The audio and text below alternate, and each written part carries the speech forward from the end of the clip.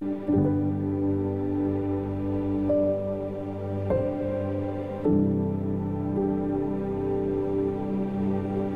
question, Monsieur Yasmina Khadra.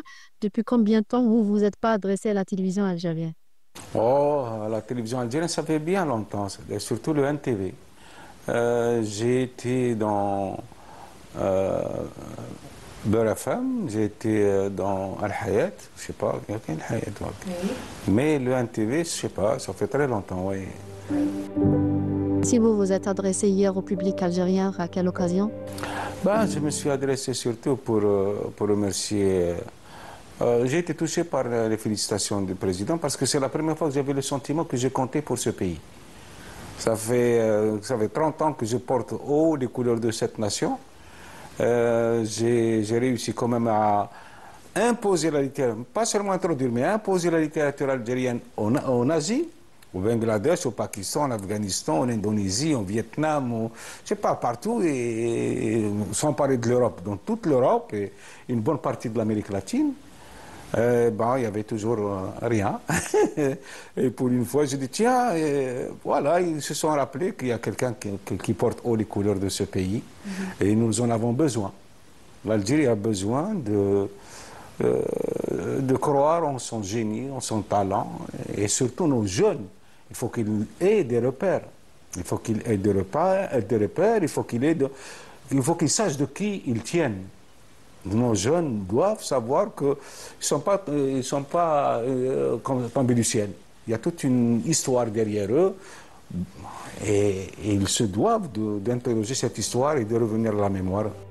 Ce ne sont pas surtout des électrons libres. Au-delà de la reconnaissance internationale, quel est le prix qui vous est le plus cher personnellement dans votre carrière littéraire, effectivement? Ben, le plus grand des prix, c'est la confiance permanente de mon lectorat. C'est un lectorat qui ne m'a jamais abandonné, qui a toujours été avec moi dans le Fedra au Sarra. C'est ça, moi. Quand je rencontre quelqu'un, bon, le plus bel hommage qui m'a été fait, c'était à Saint-Étienne. Il y avait deux vieilles personnes, une de 87 ans et l'autre de 92 ans. Ils ont fait la chaîne, c'est une chaîne, comme en Algérie, comme un peu partout, mais les chaînes, c'est toujours, elles sont monstrueuses.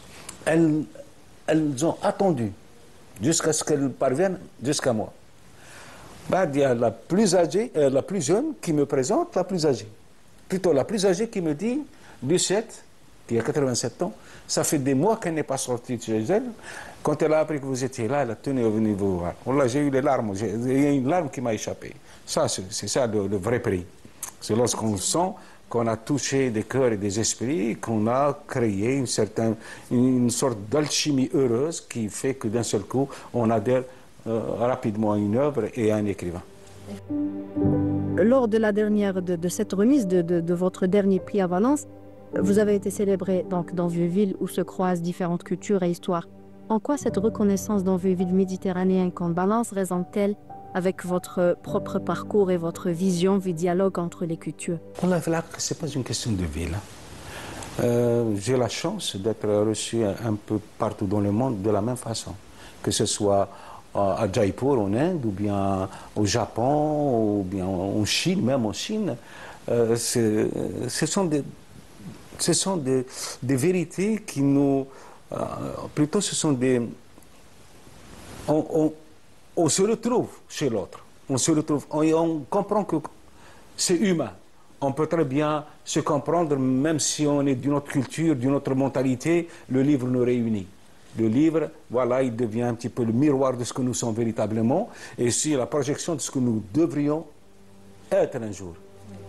Maintenant, je vous pose une question qui vous poursuit tout le temps sur les plateaux de TD, tout ça. Donc, vous avez écrit de nombreux ouvrages qui explorent les complexités humaines à travers des récits poignants. Quelles sont les expériences de votre vie personnelle ou de votre parcours en Algérie qui ont le plus influencé votre écriture? Je crois que ce n'est pas seulement l'expérience d'une existence, mais c'est la nature. Moi, je suis de cette nature qui me rend sensible à tout. C'est-à-dire, je ne peux pas passer devant une joie sans la partager. Je ne peux pas passer devant une détresse sans l'emporter avec moi. Donc c'est ça, c'est ma nature. je ne sais pas, كل واحد كيفاش خلقه الإله. وكاين أنا je suis une sorte de buvard.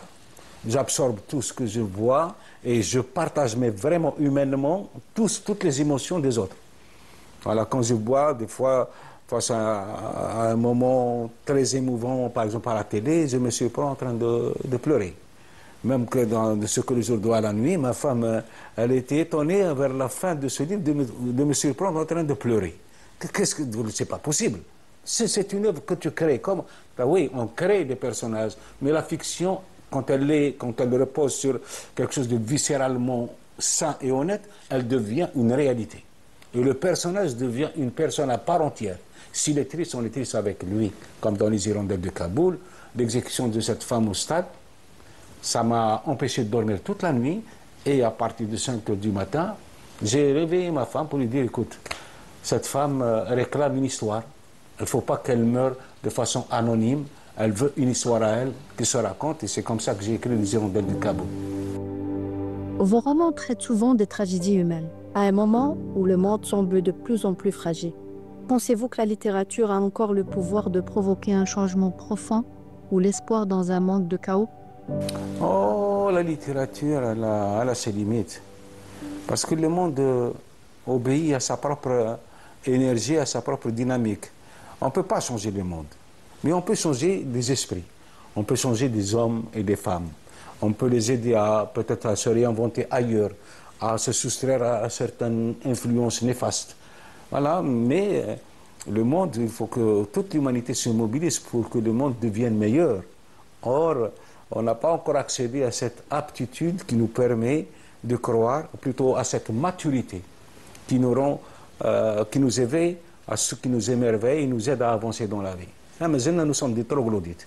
L'homme moderne, c'est un troglodyte qui a installé l'électricité et le courant chez lui. Mais mentalement, il est resté toujours le même homme troglodyte. Il est dans la haine, dans le grégaire, à chaque fois il se replie sur lui-même, mais il va à la conquête du monde. Non, je suis de tel endroit. Je suis, je sais pas moi, je suis breton, je suis chaoui, je suis... voilà. Et ça, c'est très mauvais. Parce qu'on est là pour conquérir cette planète. Et la conquérir comment? Pas en tant que soldat, mais en tant que générosité. C'est-à-dire aller vers les autres, s'inspirer des autres, se reconstruire dans le regard et dans la mentalité, dans la culture des autres. Alors moi, je suis algérien, c'est vrai. Et pourtant, quand je vais en Chine, j'ai le sentiment d'avoir face à moi des Algériens. Ils ont tout compris dans mon livre. Et c'est valable pour la Lituanie, c'est valable pour la France, ou bien pour le Maroc ou la Tunisie. C'est la même chose, ou en Afrique. Voilà, c'est ça l'universalité, c'est être profondément humain dans l'appréciation des autres. Est-ce que le fait de savoir que vous êtes l'auteur algérien le plus lu dans le monde ne vous donne de temps en temps peut-être une fierté ou un orgueil ou je sais pas? Non, c'est du travail. C'est du travail. Je n'ai jamais été aidé nulle part. Je me suis construit tout seul. Moi, je n'ai pas de réseau. Je n'ai pas de lobby. Même mon pays n'est pas derrière moi. Même les intellectuels algériens n'ont jamais été derrière moi. Je me suis construit grâce à mon lectorat, grâce à des honnêtetés intellectuelles et des probités intellectuelles. Voilà, mais voilà ce qui me fait, je peux dire aux Algériens, vous êtes capables de faire autant que moi. C'est-à-dire, rien ne vous empêche d'être des génies. Là, jusqu'à présent, il y a des gens qui veulent que non, c'est pas possible. Quand on a un prix international, on devient suspect. Oh, voilà, colonialisme. Oh, c'est-à-dire l'Algérien n'a pas le droit de conquérir le monde, d'être prix Nobel. Il n'a pas le droit d'être... Je ne comprends pas cette mentalité. Dans mon œuvre, suivez l'exemple. Vous êtes capable de faire autant que moi, dans votre domaine, soit dans les arts, soit sur le plan universitaire. On a des chercheurs scientifiques qui sont connus dans le monde entier, qui sont les fleurons de la NASA. Qu'est-ce qu'on veut de plus? Donc après des décennies d'écriture, vous avez su concilier le passé de l'Algérie et son présent en même temps. Comment ressentez-vous l'évolution de notre pays? Quel regard portez-vous aujourd'hui sur la jeunesse algérienne et son rapport à l'histoire? Écoutez, l'histoire d'Anna a été instrumentalisée d'une manière effarante. Pour les jeunes Algériens, je crois que l'Algérie existe depuis 1954, alors que c'est 4 000 ans d'histoire qui sont derrière. Mais il faudrait que se réapproprier cette mémoire pour aller encore plus loin. L'évolution de l'Algérie, elle patine. On n'arrive pas à trouver les vrais repères et les vrais, comment dirais-je, les perches que nous tendons, les opportunités sont rarement saisies. On passe à côté de beaucoup de rendez-vous, on passe à côté de beaucoup de moments historiques, parce que peut-être qu'on n'accorde pas trop d'importance à la providence. On n'accorde pas trop d'importance aux choses que nous propose de temps en temps notre propre destin. Voilà, mais l'Algérie se doit de s'éveiller elle-même. Nous avons un pays continental. Nous avons, je ne sais pas, une histoire qui pourrait nous rendre fiers de nos morts. Nous avons aussi des exploits un peu partout qui pourraient inspirer notre jeunesse. Le problème maintenant, c'est un problème de bureaucratie. Il faut lutter contre la corruption et il faut lutter contre la bureaucratie. Il y a des gens qui viennent investir dans ce pays, quand ils s'adressent à l'administration, l'administration veut devenir associée de ce projet. C'est-à-dire, on est sous l'influence néfaste des décideurs et pourtant des petits décideurs. Il faut peut-être assainir à cet endroit. Parce que moi, je voyage beaucoup dans le monde, je rencontre, mais Wallah, on ne peut pas imaginer ce que le génie algérien produit sous d'autres cieux. On ne peut pas l'imaginer. J'ai la chance d'être un Algérien apprécié par beaucoup d'Algériens. Bien sûr, je suis détesté par certains, mais c'est une minorité. Mais la majorité des Algériens ont du respect pour moi, surtout les gens savants et tout. Ben, quand je voyage, ils viennent, ils exigent à me rencontrer. Et je vais vers eux, que ce soit aux États-Unis, que ce soit en Europe, que ce soit même en Afrique. Il y a des Algériens qui sont un peu partout. Et ils ont une capacité, plutôt ils ont un apport pour les pays d'accueil qui dépasse l'entendement. Si cet apport pourrait aussi profiter à l'Algérie, ce serait une chose extraordinaire. Et je pense qu'il faudrait créer au niveau du gouvernement un ministère qui s'appelle le ministère de la diaspora et des investissements.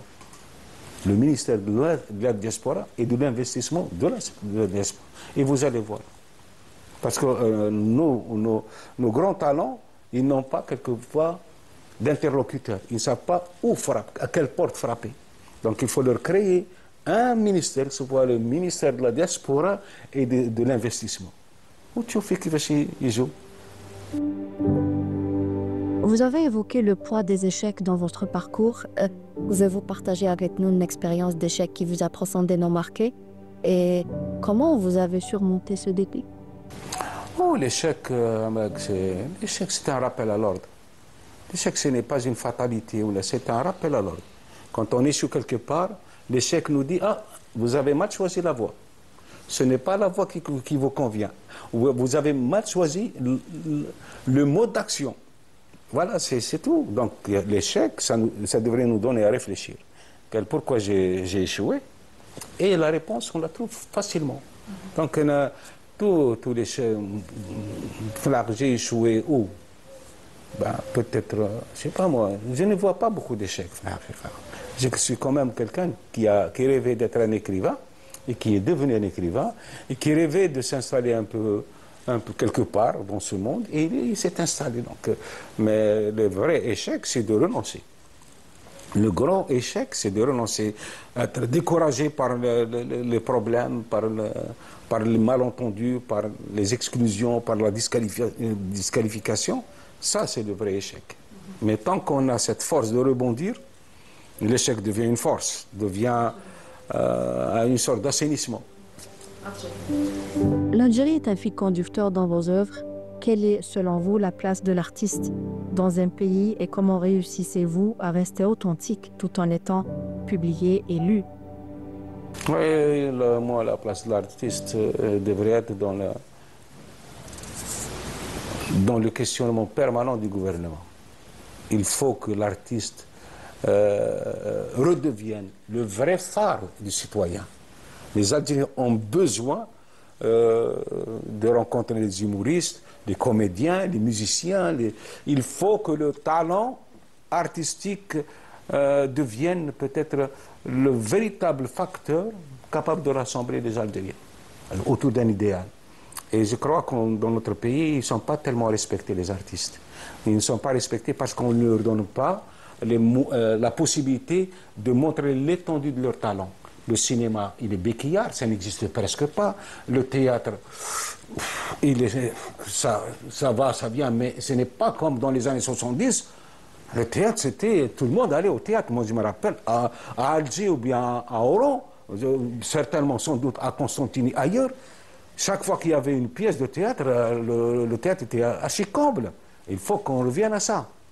On avait, je ne sais pas, il faut peut-être revenir aux années 1970, pas politiquement, mais sur le plan, par exemple, de l'éducation, sur le plan du sport, sur le plan de la culture en général, et faire la même chose. Le FASU.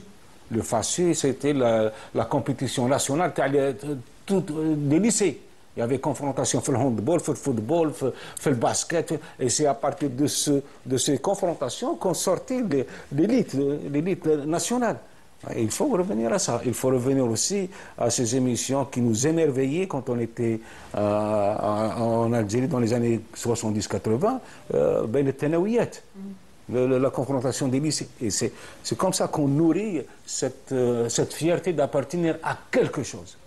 Donc on est fier d'appartenir à tel lycée, et puis quand on va un peu plus loin, on est fier d'appartenir à telle région, et quand on va encore plus loin, on est fier d'appartenir à une nation. C'est comme ça que l'on construit véritablement les fiertés. Quand je suis fier de... Oh, tu n'es pas fier, tu es susceptible. C'est pas du tout la même chose. Votre vision de l'Algérie au milieu du boucan géopolitique actuel et les tiraillements conçus dans des labos d'intellectuels et exécutés par des types gisoyés. Oh, moi, sincèrement, je ne veux pas parler de ça. Parce que là, ce sont des choses qui partent d'elles-mêmes. On n'a pas besoin, surtout de ma position, je n'ai pas le droit d'intervenir ici. Parce que les choses partent d'elles-mêmes. Voilà, toutes les vérités sont là. قال تسكن قال الأعمال تاعك الأعمال تاعك هي اللي راح توصلك. Moi j'ai toujours été quelqu'un de... Je suis un fils du Sahara. J'ai été élevé dans l'humilité, même si pour beaucoup je parais un peu fanfaron, mais c'est pas de la fanfaronnade. C'est de la mégalomanie. D'ailleurs, c'est un mégalo. Pourquoi? Quand un jour, un journaliste me dit, vous êtes traduit dans combien de pays? J'ai dit 12, dans 12 pays. Le lendemain, la mégalomanie 12. Bon, j'étais mégalomane avec 12 pays. Donc, il y a 62 pays. Alors, que suis-je? Il faut que la mégalomanie me l'ait. Donc, il faut... Enfin, je préfère que les choses se fassent d'elles-mêmes. Tout ce qui m'importe, c'est d'être digne de l'intérêt que l'on m'accorde, digne de mon pays. Par exemple, quand j'ai choisi, quand j'ai accepté de diriger le Centre culturel algérien, je l'ai fait non pas pour les vivants, je l'ai fait pour mes morts. J'ai fait 8 ans de guerre antiterroriste et j'ai vu mourir des gens qui étaient meilleurs que moi dans tous les domaines. Ils étaient plus beaux que moi, ils étaient plus braves que moi, ils étaient presque aussi honnêtes que moi. Ils ont laissé des orphelins, ils ont laissé des veuves que je connaissais. Donc, mais tout pour ça. Pourquoi pas? Je peux donner un peu de mon temps. Et c'est ce que je dis aux jeunes. C'est l'université qui te forme, l'université algérienne. Elle te forme. Quand tu as terminé, un pays, France par exemple, elle prend le produit fini. Il dit le l'emballage, il dit le cachet ou sa propriété. Non. Qui m'a dit c'est vrai qu'il y a des problèmes. Bien sûr qu'on a des problèmes. Parce qu'on attend tête au sol, qui crée une tête au sol pour prendre le destin en main de ce pays. Donc, à chaque fois, nous avons tous nos rêves, toutes nos espérances, tous nos espoirs foutent le camp. Pourquoi?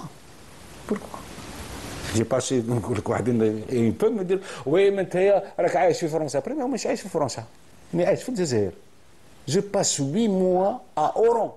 Je viens en France parce que j'ai des obligations. Je suis traduit un peu partout. لازم نجي نحضر des festivals, نحضر des rencontres. C'est normal, c'est mon travail. Mais je passe 8 mois en Algérie. Alors ne me dis pas راك عايش في فرنسا. D'accord. هذا الناس اللي لازم يعرفوا باللي j'ai fait mon devoir. J'ai le droit d'aller où je veux aujourd'hui. J'ai passé 36 ans de ma vie dans l'armée. J'ai passé 25 ans dans les unités de combat, dans les frontières, Tindouf, ou le Hamada, ou Majarafouaz, où j'ai passé 8 ans de guerre antiterroriste en tant qu'acteur principal de la lutte antiterroriste. Donc, dites la retraite, j'ai le droit d'aller où je veux. T'as le jeune, fais ton devoir, va où tu veux, mais fais quelque chose pour ton pays. En tant qu'écrivain, vous avez su naviguer entre différents genres littéraires. Aujourd'hui, Yasmine Khadra semble parfois se fondre dans l'écrivain algérien ou même le personnage lui-même. Quel rôle cela joue-t-il dans vos œuvres et dans votre manière de percevoir votre propre identité? Non, il n'y a pas de problème identitaire. Le problème identitaire ne se pose qu'aux personnes nées sous X. Il n'y a plus de problème identitaire. Il faut arrêter avec cette histoire. La mémoire. Nous sommes des Algériens. Nous avons une histoire commune. Nous avons subi les mêmes atrocités. Nous avons nourri les mêmes rêves. خلاص تحبس Algérien. Mais بعد تبغي تقول انا ما قناتها ولا معليش سي با غراف سي كوم في الفوتبول انت راك تسيبورتي سي اس سي قسطنطين والاخر لو اس اس دو ستيف واحد المولوديه d'Alger ولا دوران ولا ما يهمناش معليش بصح quand il s'agit de l'équipe nationale nous devenons tous les supporters de l'équipe nationale. C'est ça notre unité. Il faut comprendre ça une fois pour toutes. Si nous voulons construire ce pays a besoin de toutes les énergies de la jeunesse et de nous, les vieillards, les partants. Donc voilà, le problème identitaire ne s'est jamais posé pour moi. Et quand j'écris, bien sûr, pour vraiment m'approprier le personnage, souvent j'écris à la première personne du singulier. Je dis je. Mais ça, c'est pour m'approprier profondément le personnage. Et je le deviens. Pendant que j'écris, quand j'écris Kadhafi, la dernière durée, j'étais Kadhafi. Quand j'ai écrit Khalil, j'étais Khalil. Quand j'étais Younes, j'étais Younes. Quand j'ai écrit les Hirondelles de Kaboul, j'étais devenu malade. Marataïd, Gouli, Mohamed, qu'est-ce qui t'arrive? Tu es en train d'écrire un roman. Pourquoi tu es malheureux? Pourquoi tu es moche? Pourquoi tu es complètement stressé? Parce que j'étais en train de vivre la galère d'une femme, d'un couple, de 2 couples afghans, sous la dictature des talibans. Donc voilà, je vis. D'ailleurs, j'aime cette expression, je me dilue dans mon texte. Mais, ça y est, je redeviens Mohamed. Mohamed, le père, le voisin, l'ami, et voilà, c'est fini. Je crois que tous les écrivains font la même chose. Quand ils finissent une histoire, ils retrouvent la leur. La banalité de tous les jours, je sais pas moi. D'accord? Vous avez écrit sur l'amour, la souffrance et la rédemption à travers des personnages souvent plaisés. Si vous deviez aujourd'hui choisir un seul message à transmettre aux jeunes lecteurs, aux jeunes Algériens, quel serait-il et pourquoi? Écoutez, des fois, on a cette prétention de croire qu'on a des messages pour les autres. C'est une prétention, quelquefois, qui est d'une naïveté terrible. Parce que les jeunes, ils savent exactement où est leur intérêt. Mais quelquefois, cet intérêt n'est pas au bon endroit. Quelqu'un qui suis jeune, on va à l'étranger, c'est leur intérêt. Mais ça, il n'est pas au bon endroit. Le seul pays où ils sont capables vraiment d'évoluer et de s'émanciper, c'est l'Algérie. نعطيك أنا وصلت لمستوى les rares les gens qui l'ont atteint en Algérie, d'accord? ونقول لك باللي ما كانش كيما بلادك. مهما كان ما كانش كيما بلادك. Le seul endroit où tu es maître de toi, maître de ton destin, où tu es maître de ton identité, c'est l'Algérie. Donc le conseil que je donne aux jeunes, il faut bien travailler pour faire de ce pays un vrai bastion méditerranéen, pour que cette Algérie soit digne des sacrifices de ses morts. Voilà, c'est. ما نبغيش كلمة parce que احنا البروبليم à une époque نقولوا Ah, vous pouvez enlever Hadi, si vous voulez, mais le drame de l'Algérie a commencé lorsqu'on a dit un seul peuple, un seul héros, le peuple. Quand il y a eu ce slogan, c'était fini pour l'Algérie. Un seul héros, le peuple. C'est faux. Il y a des héros, il y a le peuple. On a des héros. Parce que quand on dit un seul héros, le peuple, où sont passés les héros? Ils deviennent anonymes. On les a disqualifiés avec un mensonge mais grotesque. Donc, quel des héros? Nous avons des artistes, nous avons des idoles, nous avons... j'ai écrit, je crois, dans l'équation africaine, aucune nation ne peut vivre sans mythe et aucune jeunesse ne peut forcer sans idole. Ce pays a besoin d'avoir ses idoles. Là, monsieur, vous jouez au football, Mahrez ou non. Il y a Mahrez, il y a aussi, nous avons des comédiens, nous avons des musiciens, nous avons des chanteurs, nous avons des universitaires, nous avons des écrivains. Ce sont ces repères-là qui permettent de jalonner l'itinéraire d'une jeunesse conquérante, d'une jeunesse qui veut réussir dans la vie. Donc il faut que l'Algérie revienne à cette exigence absolue, créer des idoles. En France, en Belgique, par exemple, ils n'ont plus véritablement de... Il y a les Camus, les Malraux, les Sartre n'existent plus. Ils le savent. Et pourtant, ils nous créent des idoles. Ils créent parce qu'ils ont besoin de ça. On a de véritables idoles, mais elles sont marginalisées. C'est terrifiant. Une dernière question. Est-ce que peut-être on aura en exclusivité l'idée d'un nouveau roman en gestation? Oh, gestation, qu'il y a tout le temps. Moi, j'ai 3-4 romans sur le chantier, en chantier. Mais quelquefois, j'ai beaucoup de peine à redémarrer. Mais voilà, le prochain livre, c'est une réécriture de Morituri, en avril, avec un avant-propos. Mais cette même édition, خرجت déjà في الجزائر عند كازبا, وخرجت en Suède, وخرجت au Bénin, en Afrique. Et au-delà, bon, ما تخرج في فرنسا.